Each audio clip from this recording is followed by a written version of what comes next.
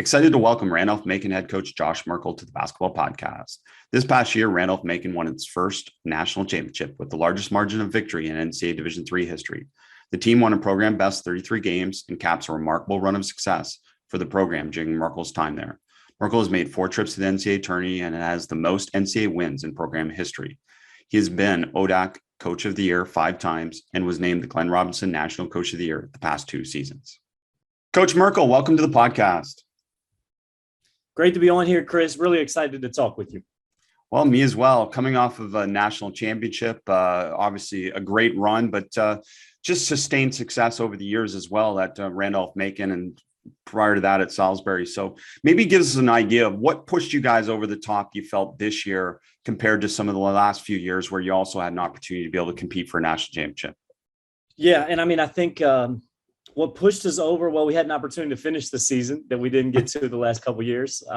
Always helpful. And I think you do have to go back. I mean, I'd be remiss if I didn't start with the players, the coaches before us, to be just the 5th coach since 56, and maybe we'll get into that. But then just the continuity of great players that also have been committed to the team and have been about development has really kind of laid a foundation for our guys to step into, see the standards. And I can't understate that because that's helped me be better at my job. And then this team was great. So maybe some of the grit and resilience that the pain of not being able to finish a season might have lit something in our veterans. We had 2 fifth-year guys and then 2 4-year seniors, a couple of juniors in that group. So a veteran group, only 1 freshman in our top 10. And that's always something that you kind of look at when you're talking about a veteran group, but just driven and connected and didn't want to let our older guys down. And so that connection, I do think it laid a lot. We were hungry as well. I know it's probably a long answer, but we played with a chip. We never thought too highly of ourselves. We still don't. And I do think that fueled us and gave us a chance. And I think it's reflected in our record, in our approach. Well, it's great stuff, great run. And I had a chance to go back and watch some of the clips of the game, and it was never in doubt. And that's kind of unique for that type of game, isn't it?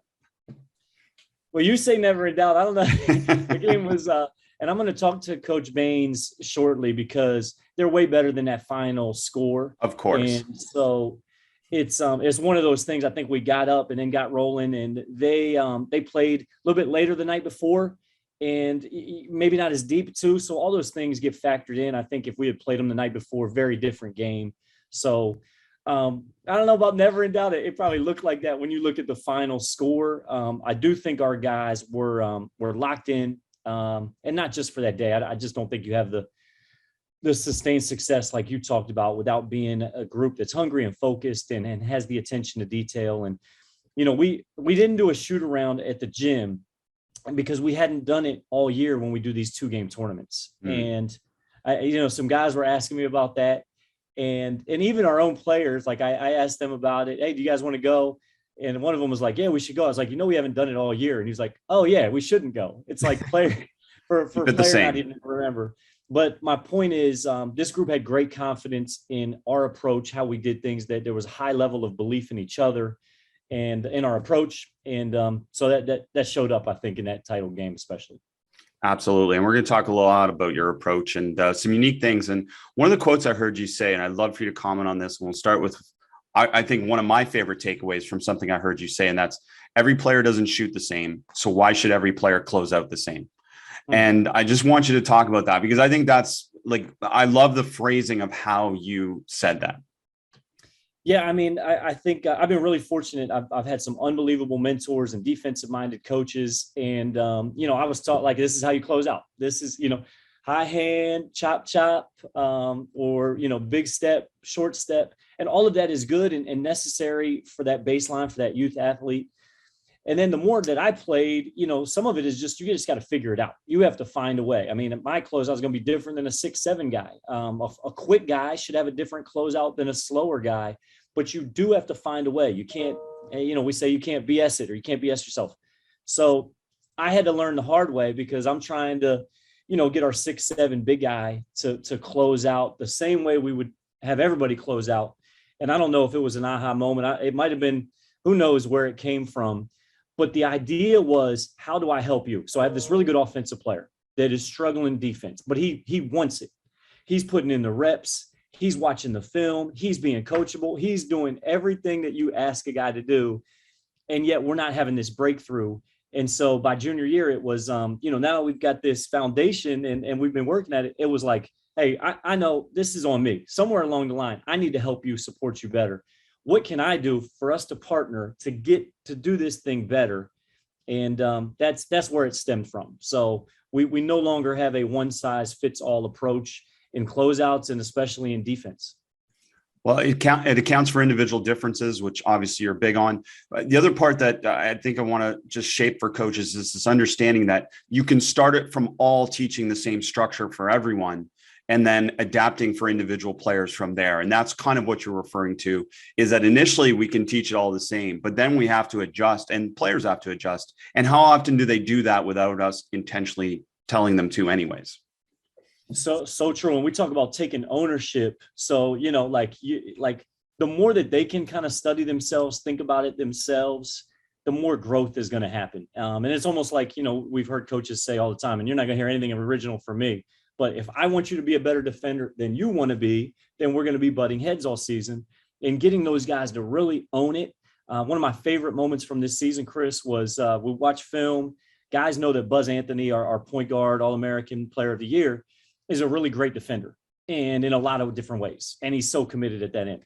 But one of my favorite moments was we come down from the film and it's day after a game. So we have this player-led block of 8 to 10 minutes. And it was two guys going to Buzz and just, peppering him with questions. And he's just breaking it down and it has nothing to do with the coaches. And there was a lot of that going on over the 5 years of his career. But that memory sticks in my mind. That's great. Tell us more about this player-led block, because again, I love that term player-led. I use it a lot. Can you explain what that means within your program? Well, Chris, I got to give you a ton of credit. I mean, I've been listening to you and your podcast. I think you're a wizard with your curiosity, your questions. You make us coaches sound better than we are. And I'm going to need that today.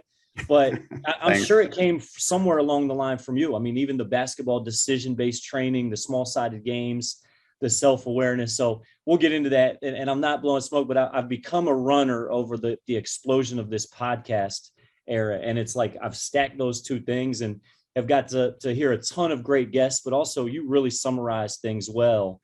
And you add some value to anything coaches are saying. So that being said, I really think it comes back to you and your approach. And just, we got to allow players to figure things out. Enable others to act is a leadership language that we use in our program. And that's about letting guys fail, about letting guys teach. We always say the teacher is the best student because they now have to voice it. So we've put guys in opportunities.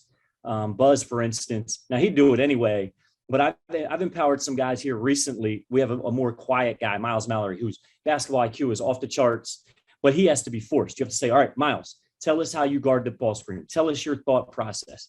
And it's awesome because he's a big, I was never a big, and he has a high level and he can actually, but he'd never say it if you didn't ask him or empower him. And I think that's how a lot of kids are, is they don't have the confidence to just say, hey, this is how I do it. They don't believe in themselves enough. So anyways, that's where all that stems from. So your players are a huge resource and you're using it. So like more specifically then, what does this block look like? Is this a period of practice on the court? Is it in the film room? When do these blocks happen that you empower your players to lead? So it's a couple different places. Let's say we play Wednesdays, Saturdays. Mm-hmm. And so we play a game Wednesday, high minute guys on that Thursday. We'll watch the film as a team. We go down, we will play an all-star game, which is probably a cool thing to talk about as well. And we'll cover, Thursday, we're going to close some gaps. We're going to fix some things, but we're not going to play full court. We're not even going to compete on that Thursday. We're going to save that for Friday and then the game Saturday. But what we will do is, while there's an all-star game going on, there will be this player-led, like I said, 8 to 10 minutes. It's called close gaps. Now you can shoot during that time. You can get with a coach during that time. And I would say there's about 6 to 7 to 8 guys that are high minute guys doing that on one half of the court. And we have 3 hoops over on that side. And then we'll have an all-star game with the remaining players and maybe some coaches. And that's a 3-on-3 kind of identity based. We're going to play to 5. by twos and threes. Maybe we're going to play to 4, but just really focus on value of every possession within those all-star games and help those guys develop, because we need those guys down the road. I think it does a great job building confidence throughout the season for those guys that don't get as many minutes or reps in games. Oh, I love that. That's great stuff. So the all-star game concept is to get those players that don't get as many game reps, more reps within the practice period. Yeah, absolutely. And this might be something again that you've talked about, but the Navy SEALs and the after action review. So AAR, and we're huge on this, but all-star games are awesome because now, so let's say it's the 6 guys that didn't play last night. And after every, so we usually 25 to 45 minutes we're going to play, and coaches jump in too. So Chris, I'm dreading the day I won't be able to jump in there with them, but I'm still jumping in there, and I'm learning a lot from being in there, which I know I'm going to miss when I can't jump in there.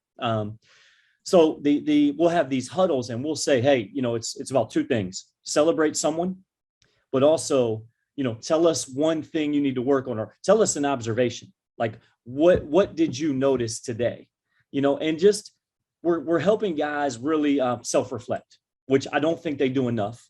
Who was the best player today?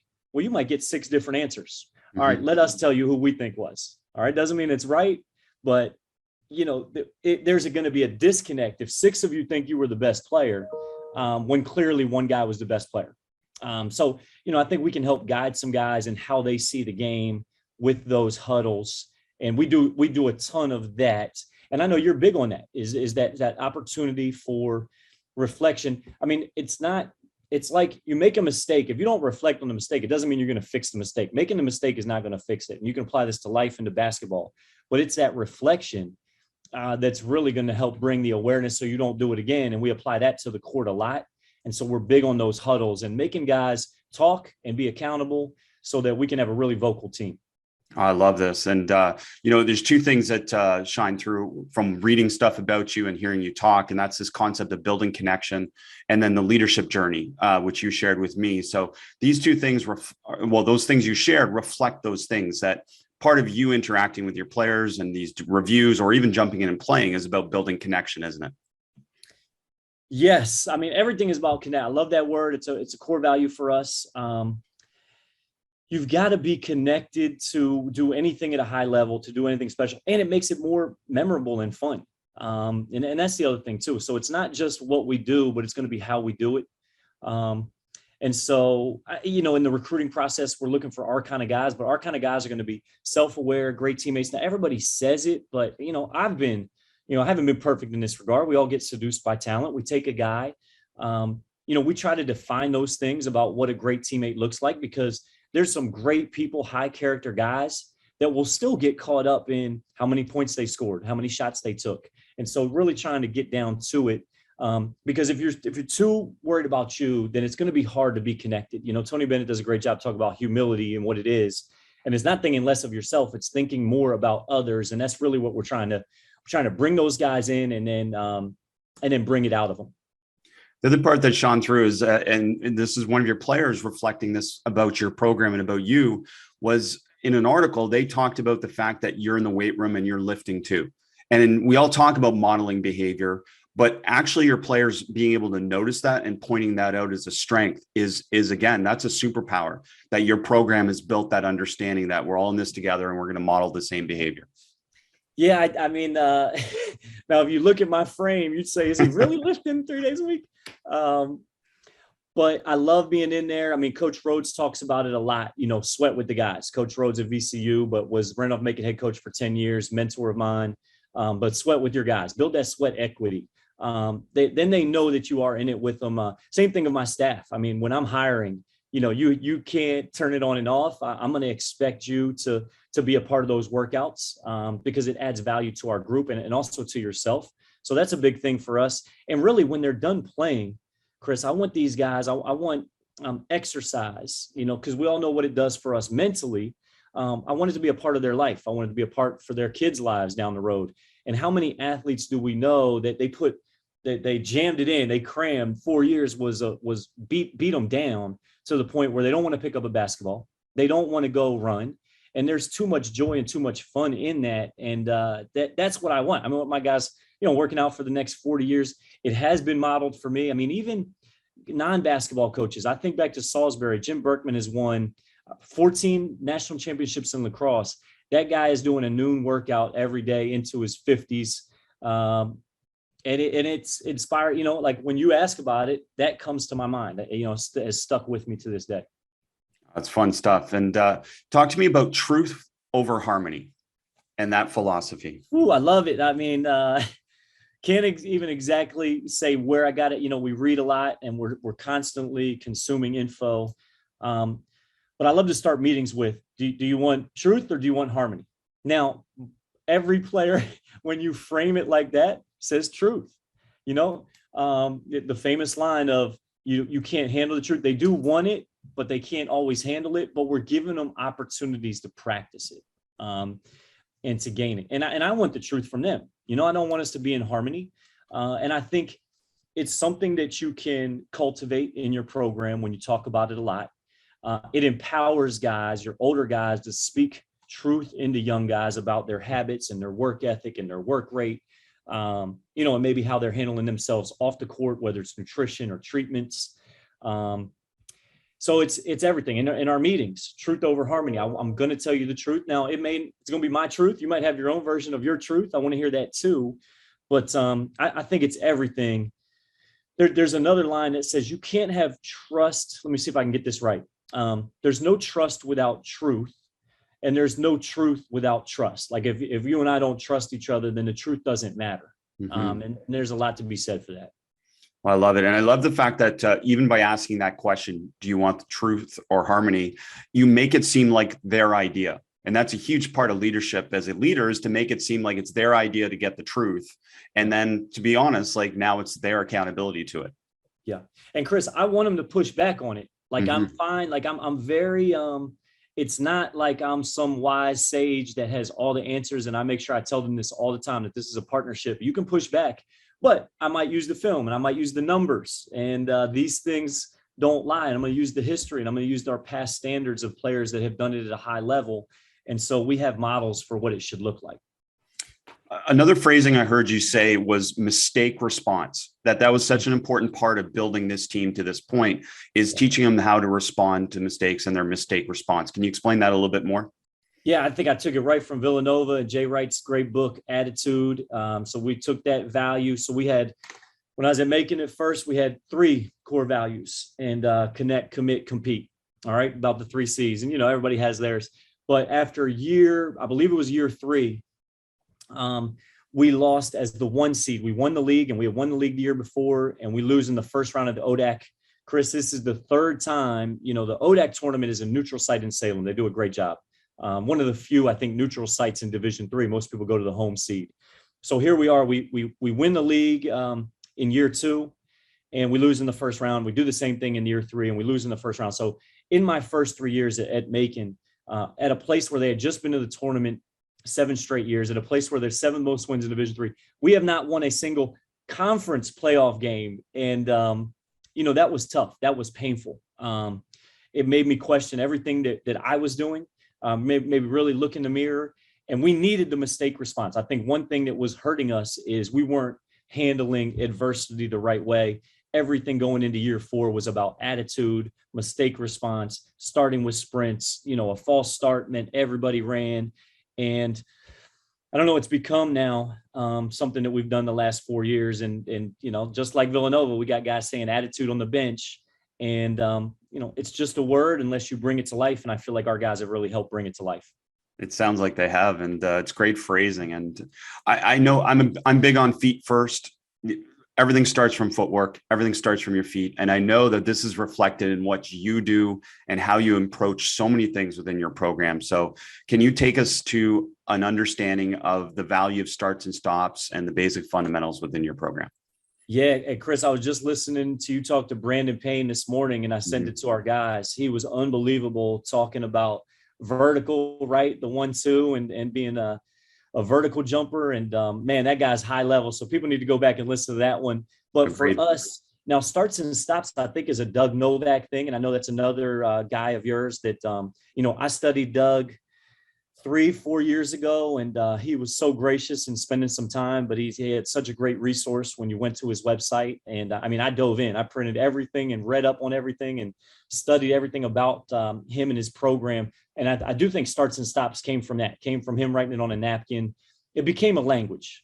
Beeline, who I worked for at West Virginia as his GA, was a master at language, creating names that stuck with you. And I'll get back to your question, but basically language, if I go to another country, don't speak the language, I can't do things very fast or efficient. And same thing in our program. Until you can speak the language, you're going to be a little slower, a little less efficient, a little less confident. When you have the language though, and this can apply to our leadership language, in addition to offense and defensive terms, but man, you can move fast. You can get things done at an efficient level. And so Starts and Stops is what that comes down to. So now it's a simple, when you're watching the film, hey, this is a start problem. All right. Hey, this is a stop problem. Now you still got to back it up and figure out how you do that.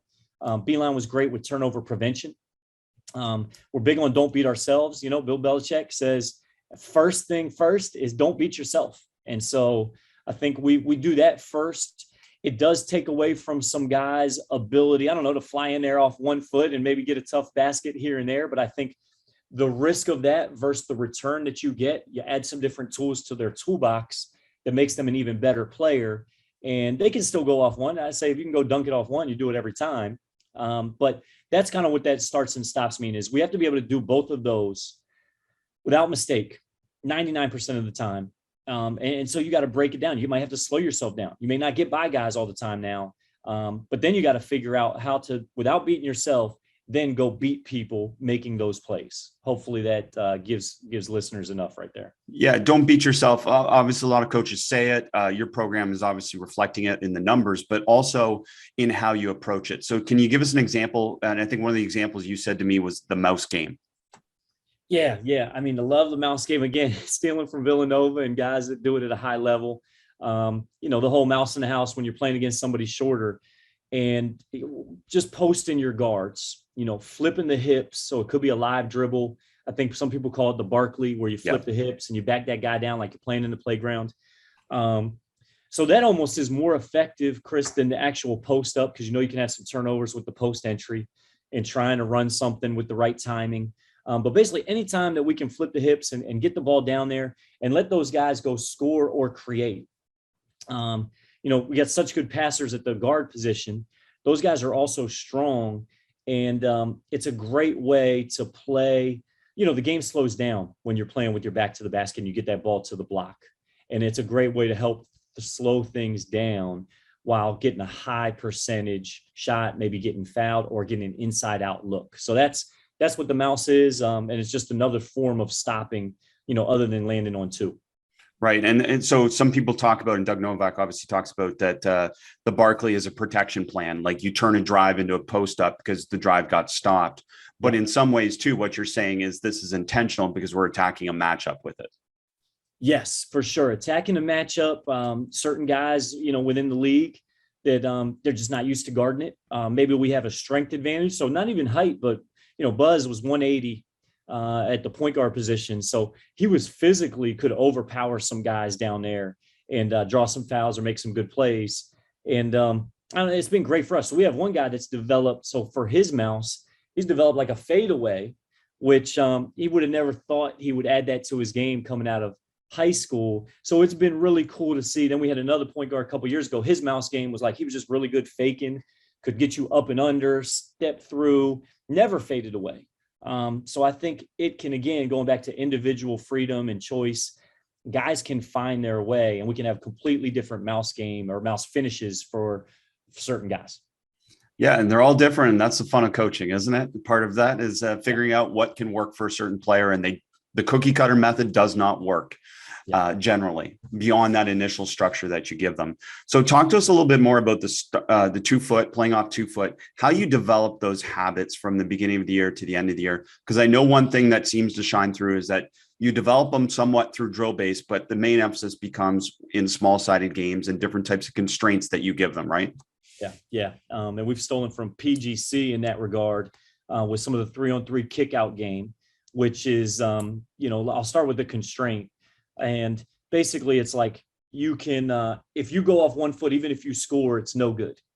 Everything has to be a 2-foot finish or a kick out, inside out shot.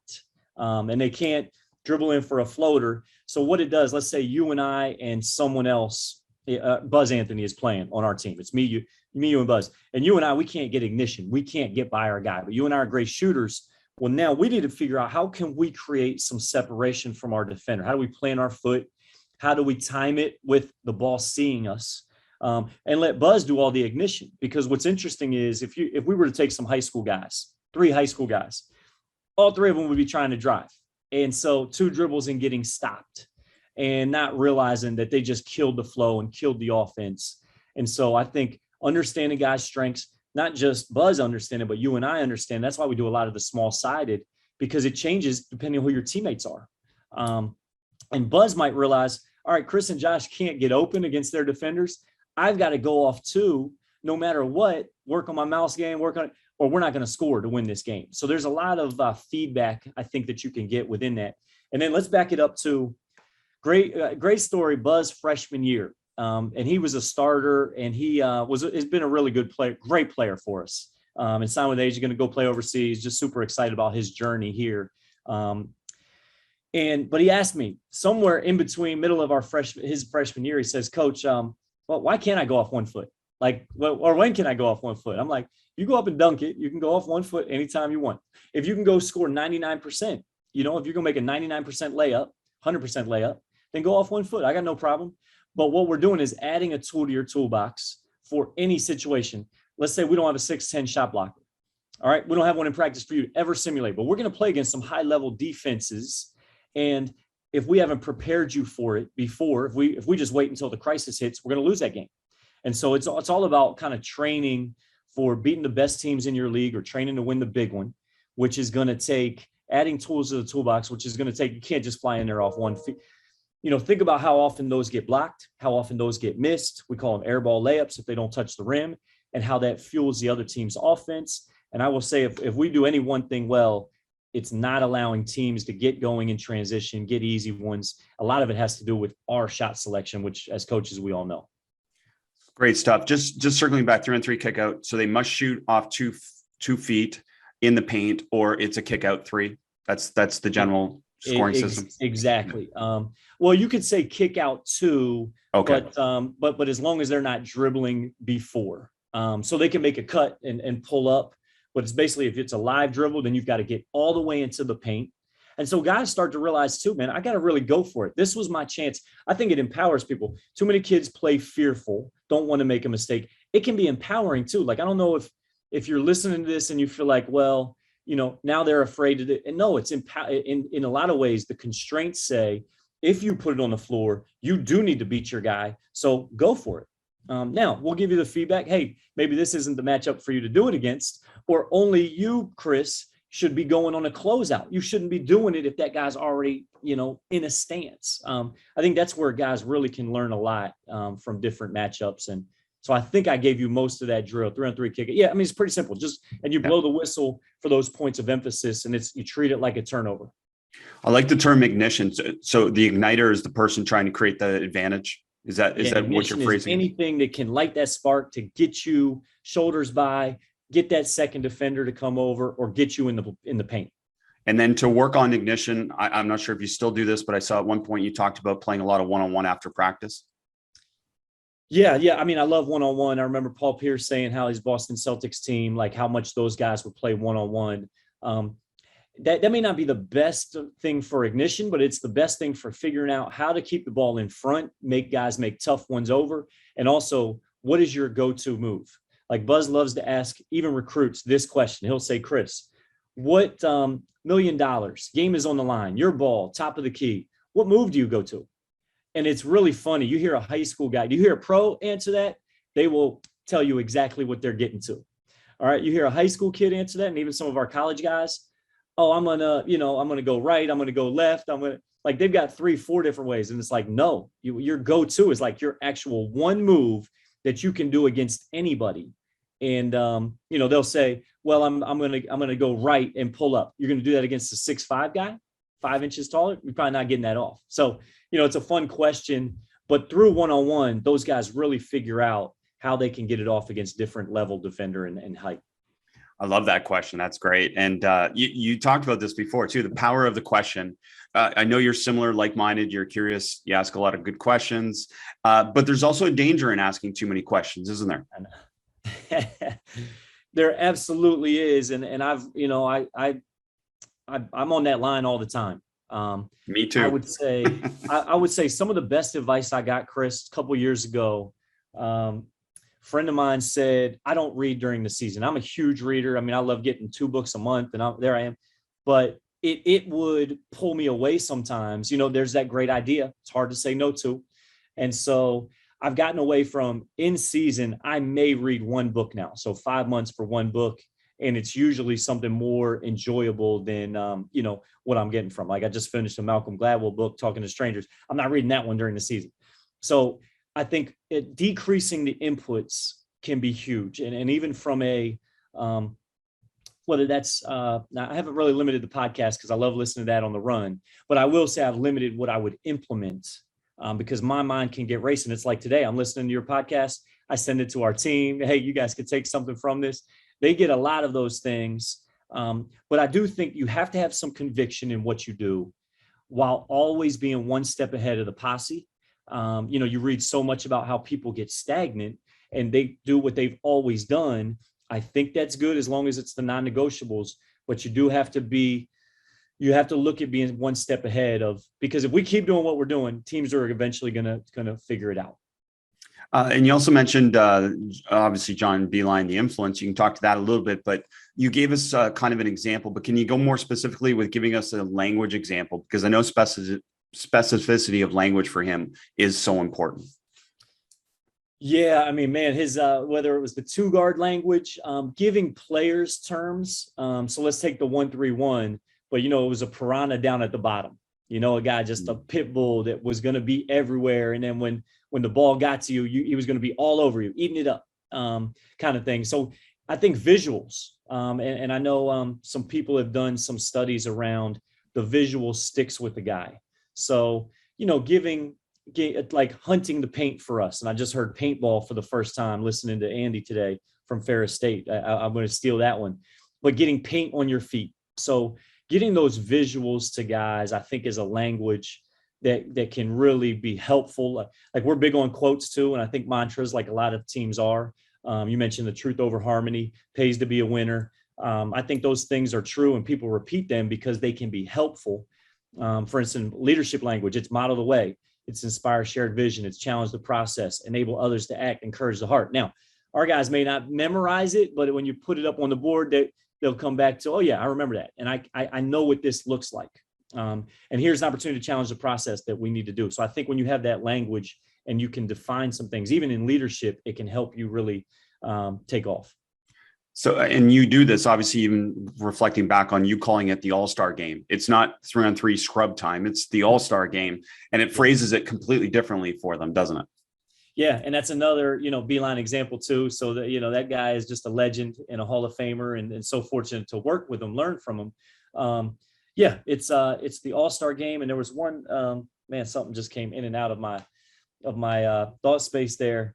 But, the studs, we don't call it a scout team. I mean, those guys impact winning in a major way for us. So we're going to call that scout team. Like we just call them the studs. And on any given day, there's going to be a couple of guys there that are going to get minutes for us in the game that week too. So just trying to help them understand how much value they're adding. And they do need to be reminded. Great stuff. Talk to us quickly about coaching with constraints, because again, just the fact that you're using that language and coaches more and more are using that language and understanding it. Because I think, again, going back generations, coaches use constraints. They just simply didn't necessarily add the evidence base beside it. So can you talk to that? Yeah, Chris, this, it's as much for me or coach the coach as it is for the players. I mean, it's amazing. I know I heard, one coach could see everything, Hall of Famer that saw all 20 things. I'm not that good. I'm not catching it all. And we have to be careful. Good is the enemy of great. You want to be great at a few things, the whole hedgehog concept. I think that's what constraints do. It allows you to narrow in and focus on one or two things that you're doing within that drill, because there's 100 things going on. So for instance, there's two drills that really come to mind that I could use as an example. One of them is going to be 3-on-3 continuous, and we're going to do it for 2 minutes.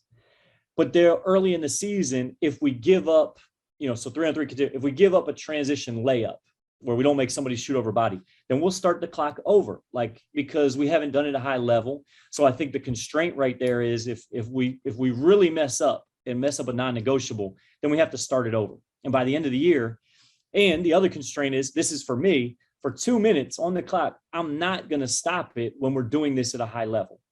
I'm just not going to stop it. So it's a constraint that helps me let these guys just play, get a bunch of feedback, go to their huddles. If it was good, we'll move on. If not, we're going to do this thing again. We may do 3 early in the year of those 2-minute games and then cut it back to where probably the last month of the season, we'd maybe do one of those day before a game. And it might be the only full court segment that we did, but they're getting that full speed sprint, that transition defense talk, a big guarding a guard. It allows us to do some things. You can obviously do it with 5-on-5.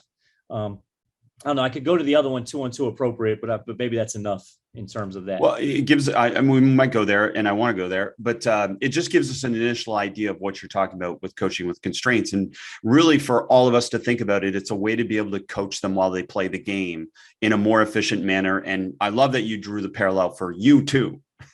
It's not just for the players. Yeah. And I mean, our level, it's for 6 months or maybe 5 months. I do not get to coach them. So then I get rusty and I lose a little bit of feel. And I'm never at my best until the end of the year. And hopefully I'm at my best at the end of the year when we've partnered well with our guys. And but early on, man, it's shaking off the rust. I need reps too. I'd love to turn it over. I know a lot of guys turn it over to their assistants. Everybody coach a team. But I always tell my guys, I got to coach a team because I haven't gotten any reps in the last 5 months. I'm rusty. I'm not efficient. I'm over talking. So I need those reps too. And to your point about constraints. And I would say you can use different constraints. So there's within that same drill, 3-on-3 continuous, the constraint might be, I'm going to stop it on every defensive crime. And we're going to stop it at the scene of the crime. I don't know if I got this directly from you or not. I don't remember where you steal it, but you stop it at the scene of the crime. So we always keep score. So it might be White scored 2, but White's going to get the ball back. They got a chance to go double up now, score it again, but go to the scene of the crime and let's coach it.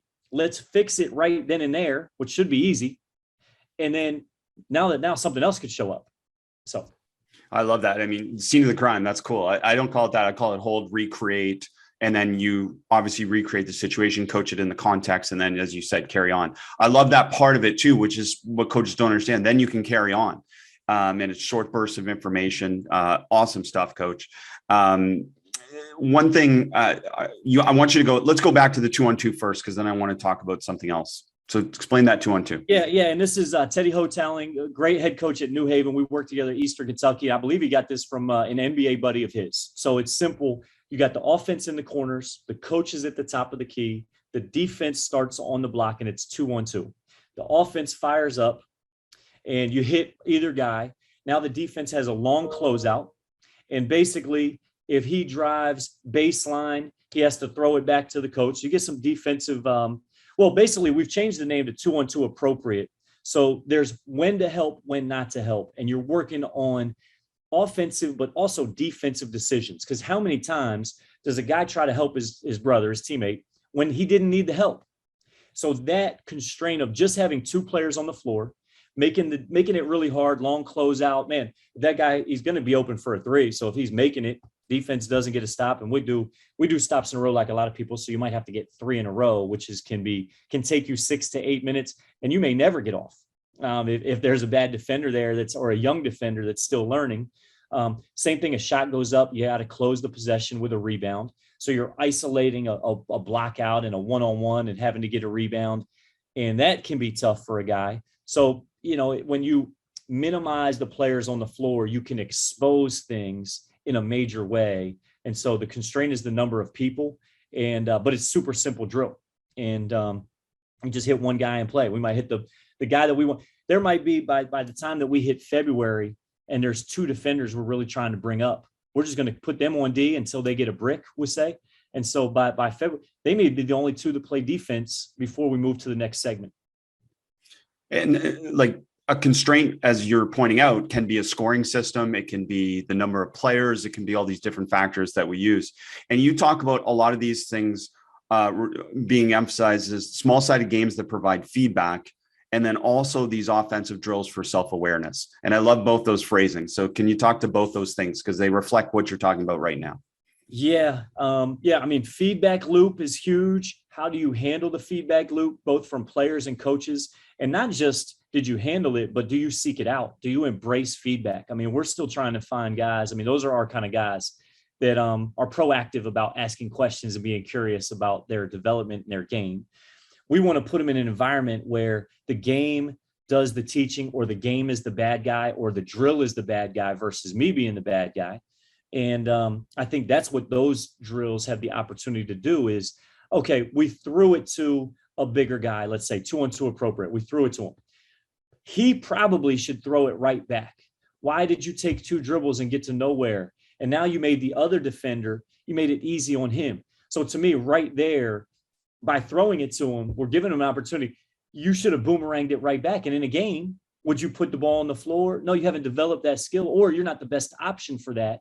So helping guys understand who they're playing with, who they are, who's guarding them, that's the game. Like there's so many, there's so many great coaches out there. It's not what we know. It's what can we get our players to understand. And then as players, they revert to who they are under pressure. They revert to their most deeply held habits under pressure, which is game time. And we're trying to get them ready before that crisis hits. The only way to do that is help them get super self-aware and to be able to handle feedback through the course of a season. That's awesome. And I want to get some more information on some of these games that you shared with me. Maybe ladder game first, because I think that's a cool concept. Can you explain that? Man, the ladder game. All right. Now, this is more of a camp game, but we have used it with our team, Chris. I do think you would love it for your stuff, for your guys in your training. We stole it from a soccer coach. We stole it from a soccer coach who does it at the highest level and won some national championships at Messiah, actually, Dave Brandt. All right, we'll name drop him. And I went to watch Dave, and he and I talked about everything leadership, recruiting. But then I watched him at camp in the summer. And they did this soccer game where basically you're working at driving full speed. So picture 2 teams. You have a team, I have a team. You're in a line at the baseline. I'm at the line at half court. And there's a coach with the ball, and he throws it to the offense. And offense goes full speed, and you sprint out to guard me. You with me so far? All right. Yep. So it's 1-on-1. And if I score, I get 1 point. All you have to do is get a finger on the ball to reward the defense. So there's your constraint as far. You don't have to get this perfect stop, but I want you to be a ball hawk. I want you to figure out how can you get a finger on the ball. So now you're upping your effort than you would have maybe normally, and maybe taking some risks and some chances, making some guesses where have empowered the defense to just get a finger on that thing. Take a chance. Okay. Now, offensively, all I got to do is touch the paint full speed against you coming out at me to be able to throw it back to my teammate, let him get a full head of steam. The second defender comes out. If we score it on that, it's 2 points because there's 2 guys. And if he can touch the paint, and maybe he doesn't want to, maybe the guy behind him is not as good. So maybe we're going to go for this thing right now. But that's some awareness there too. But hey, we got Buzz Anthony, 3rd guy in line. I got to touch the paint. I got to throw it back. And now Buzz is going, and now he pulls up 3, and there's no way that guy can get out there in time. Now we got 3 points or a chance to go offensive rebound. And that's pretty much as simple as it gets. Now, you basically would go offense gets 2 minutes and then flip it. All right. And now your team gets 2 minutes on offense. And then we build up to maybe 4 minutes. It is maybe the number 1 camp favorite drill, because think about how many right now these guys are going 1-on-1. They can go crazy. You got your teammates cheering for you, some positive peer pressure going on, but can't say enough about that game. I love it. And you can see what shines through for you too, is in all these different small-sided games or things that you do, your principles of play shine through. You can always connect it back to, we get a piece of the paint. Good things happen. Yeah. And then the 2 foot as well, which is obviously a way to be able to teach the fundamentals within the game that you're playing. Yeah. Start and stop, knowing who you are and who's out there on the floor. And then those guys, whether it's running the corners or ghost screen, I mean, all the different, concepts can come into play. And we can point that stuff out. Listen, it's 3-on-3. Why didn't you get to the corner? Like, you're just making it easy for your guy to guard. He's a righty driver. Why didn't you just empty out that side? Or, we'll take your approach and say, what would you do different? Same situation. What would you do different and make them really answer it and think? And most of the time it's, I don't know. Or early on, I'll say, I don't know. All right, let's help you see what you should be doing. What about the 50-point game when you play 5-on-5? Can you explain that to us? Because I think coaches sometimes struggle with understanding that 5-on-5 has so many different variations that we can help shape what we want out of it. 50-point game. Nathan Davis and may have come from even Coach Nunnally before him, but there's a constraint or a way to score things. You get 5 points for a layup. You get 1 point for every pass. You get 2 points for twos, 3 points for threes. There's the scoring. Simple as that. -5 for a turnover. And we can make it take it. So if you're on offense, Chris, and you guys have a great team and you make 10 passes and then you get a layup, you might have 15 points and it's your ball again. Okay. You do that 3 times, 4 times, you've won the game. We're playing to 50. And what's interesting is when we first do this at the beginning of the year and I put 10 minutes on the clock, we almost never get to 50. I mean, now we're defensive minded. So, we're making everything tough. But it can be really hard.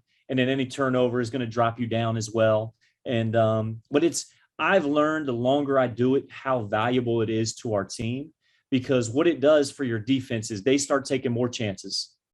Let me add the constraint too. When we start this game, you have a live dribble to start. So the point guard can dribble unlimited. Fine. But once he gives it up, 0 dribbles to start the year. Now, as they get better, we'll go to 1 dribble or we'll go to 2 dribble.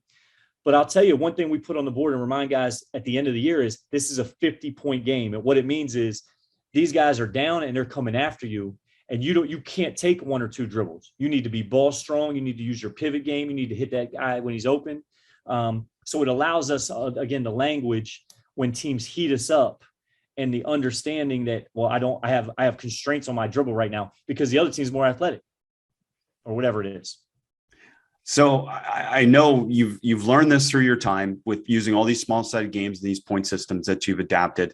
And Rob Gray, who's been on the podcast, talks about this on his podcast. The problem sometimes, let's give an example with a pass constraint, or in this example, a point for a pass, is that your players might tend to overpass because they know they're getting rewarded for it instead of taking advantage of advantage. And I know with your scoring system, you've helped eliminate that, but can you talk to that? Because that is one of the challenges with these point systems. Yeah, well, and that's great because adversity is a requirement for growth. So there's a challenge, there's adversity. Now it's an opportunity for feedback and teaching. And what happens typically is the defense realizes they're not even trying to score. They start heating up the passing lane. They start heating up the ball, and you can't even get to those 15 passes. They're going to be more physical. They understand you're not taking chances. You're not hunting the paint. You're not going, and attacking that, going inside with it. So now that's if the defense is taking advantage, and there's an opportunity too. If you guys are just going to let them pass it around the perimeter without any type of resistance. I would challenge that defense like crazy because are you kidding me? Like, you're just going to let them pass around? You got no fight? All right, we'll just run. Like, I'm getting fired up just thinking about it, Chris. Like, how can you just let them pass it? Well, I'm curious with that part, Coach. Like, did you initially sit back and kind of like, it gives you an opportunity to be able to ask the question of the defense, like you just said, instead of giving them the answer, you can stop and say, hey, wait a minute, they're not trying to score. How should you adjust on defense, right? It should be your solution that you figure out, not me helping you. Absolutely. And we'll still have the shot clock too. So you can talk, like, the other thing to make to your team is, all right, yeah, great. You got 10 points from passing it around, but why not get a quick layup and you're less tired and you got another possession? So there's a lot of good for, you just got to look for it, because 10 passes and a turnover you're right back to 5. Whereas that layup gives you an easy one. And then what we start to do is, really the point guard, like, driving hard at one guy, and maybe you get the back door. All right. And then if you don't get that, now we can get into some type of ball screen or ghost game, because again, we haven't made a pass. So the ball handler, who's usually our best ignition guy, gets 2 opportunities to really hunt the paint, touch the paint, and get us a quality look too. So there's a lot about who can get us a quality look and where is the advantage. King, queen, who has the advantage in this scenario and who's going to take advantage of it. Well, and of note for coaches is that, again, when you're doing these, you'll find some players that learn how to take advantage of your point system or your small sided game constraints.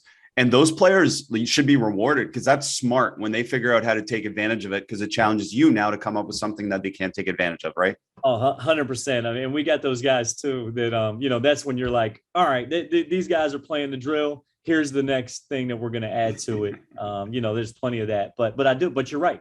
Until they take advantage, you leave things as they are. The other one is this 3-on-3 NBA Ultimate, which basically is like full court, 0 dribbles. And it's one of my favorite ones, especially early in the year. And it's such a tough one conditioning wise. If you play to 2 scores, some of those guys are dead. I mean, some of those guys borderline are quitting on their teammates, and you want to expose that too. But that 0 dribble, I'm reminded, if I went back and coached youth tomorrow, there's certain levels that aren't ready for that. But as soon as they are, it's one of the best things to help your pivot game, your passing game. What shot should you take? Because if you don't take it, you're not going to get one. Anyways, just as we were talking, that's another one of my favorites. I love that. I love that you're sharing all these. Thank you so much. So many coaches will be excited to hear some of these. And, I know we started with defense talking about the closeout, and I love that individual differences. But another phrasing that I took from you, especially defensively, and you guys are an outstanding defensive program.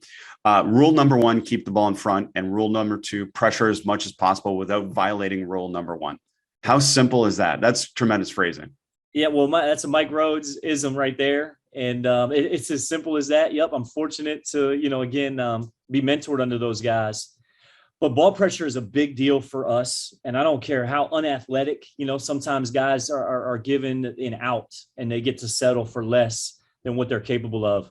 For us, we define ball pressure, and no different from other coaches. I know everybody probably does the same, but it's basically either making that guy put it on the floor or making him turn his back.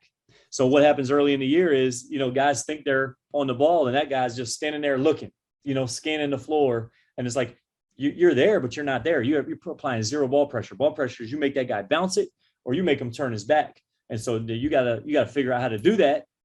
We're okay with that guy putting it on the floor. That's trusting the help behind you. Then you got to figure out how to do it without getting beat too, though, and that's what we're constantly striving for. And that's why we do a lot of that 1-on-1 and 2-on-2 to help guys figure it out for themselves versus who they're playing. Well, and it speaks to individual differences that, yes, we want ball pressure, but you got to figure out what level you can do that at without getting beat, right? And are there any other things in your program that, you really value individual differences? You talked about the closeout, you talked about ball pressure. What are some other things?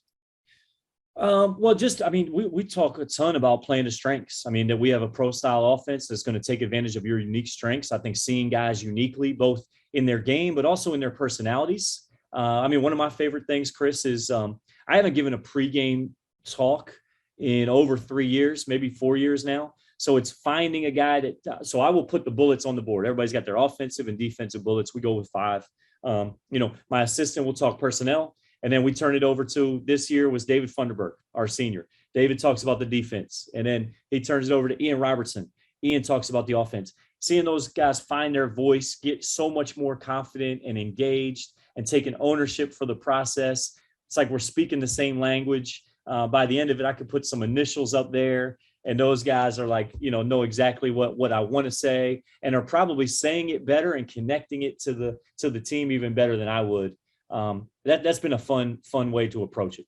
So that's great. So you literally don't say anything after that? No, I say, couldn't say it better myself, and we'll bring Let's it in. Go. So talk to us. How do you prepare those players to be effective in those moments? Is somebody working with them to make sure they understand what to say, how to say, or is it just through the week of practice, you trust them that they will know it? I think it's the 3 years before. And I think that, man, all the huddles and all the opportunities for them to speak up in a film session allows them to find their voice well before that senior year, before I appoint them to do it. And shoot, Buzz Anthony, who's going to be a future stud of a coach, he's talked so much that he's like, I want some other guys to find that voice. So he's like turning it over so that we can get some other guys. And I think it does wonders. I think it was awesome for those guys. It was really neat to see Ian, who not the most confident in front of the room, really by the end of the year find this great confidence in his approach and his voice. You referenced it before, and I can't remember the player, but you referenced one of your players that wasn't as vocal. But again, how do you create leaders? You put them in leadership situations. It's not magic, right? And that's what you do with these players in these situations. Are there any other examples in your program where you put them in leadership situations that we haven't talked about? Oh, I would say probably a ton of them, and we won't have time to kind of hit all of them. But let's say hero highlight hardship. I know we took it from UVA, Tony Bennett. The connection, the vulnerability that brings, just telling their story. So we did that a couple of years ago, and then we'll have each of the freshmen maybe, you don't do it every year because you don't want it to become stale or stagnant. But there's one. We've got our leadership language. We have guys read a book over the summer. Chris, this is something we've started recently. I always want them to read. Readers are leaders, learners are earners, we say. And then they come back and they present it. They just present it. So it's like finding a book. Again, the teacher is learns the most, and like you're reading that book a little more closely when you have to stand up in front of your brothers and deliver a message that can add some value and help them in their growth. So that, just to name a few, probably what we do.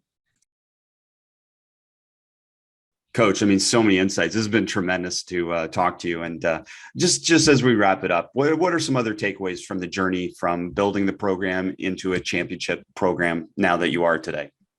Oh, man. If I'm going back, we've said those who stay will be champions. And I would say, like I mentioned, everyone sees the success right now. What they don't see is the big time failures that we had early on as a program. And I've got great continuity of staff. Two of my staff members have been with me since we've been here. That's 7 years now together. And that was huge for winning. Again, the connection from the players and coaches before us has been huge. We feel like we're standing on the shoulders of those guys. But I would say, man, 3 years not making the tournament created this fire certainly in me, and then in our guys that we are going to focus on every possession, the importance of it. We're going to be so good that we don't need to win an ODAC tournament to get an at-large possibly. Now that's still going to happen in future years, but it did. You got to go through some things. Adversity is a requirement for growth. And man, we were in the pit. We were in that developmental pit and that cauldron. But with the right guys, the guys that you can lose with, we fought to get our way out of it. That's what I would say to coaches and young coaches: embrace those failures. We say you're either winning or you're learning. Try to eliminate that losing language, although it does pay to be a winner. I'm as proud of how we won this year as the winning. And, we say pressure is a privilege, but we never felt like we had any pressure on us this year because it was just all about, it wasn't about outcomes. Even though we had some good ones, it was about our process and how we were going to go about our business. And one thing we would say is we're going to figure this thing out, growth mindset, better than the other team. And for over 40 minutes, our habits will win out. I thought that just empowered guys, no panic mentality. And, they believed that. And obviously we had to work really hard to get to that level of confidence. But that's what I would say is kind of embracing those failures, knowing that it can get you to something greater when everyone stays committed and to your core values and things like that. And Chris, before we wrap up too, man, I have to shout you out because I've been a long time listener. You've added a ton of value to our program. And so you've had a hand in some of our success and so many others, but you make you make us coaches look better. Your preparation, how you attack these interviews. I'm not blowing smoke here. Your passion for the game and your curiosity needs to be celebrated. And I'm grateful for you. Like I said, the only bad thing about me spending time on this interview is that it's taken away from me learning something. But I even thought, man, he's going to ask something that makes me think about our program differently that we can use. And so I'm really grateful for you having me on. Humbled that you say that, Coach, and grateful to be able to connect with you. And I look forward to learning more from you through the years. But Coach, congratulations, national champions. That's awesome. Thank you so much, Chris. Yep. Have a great one.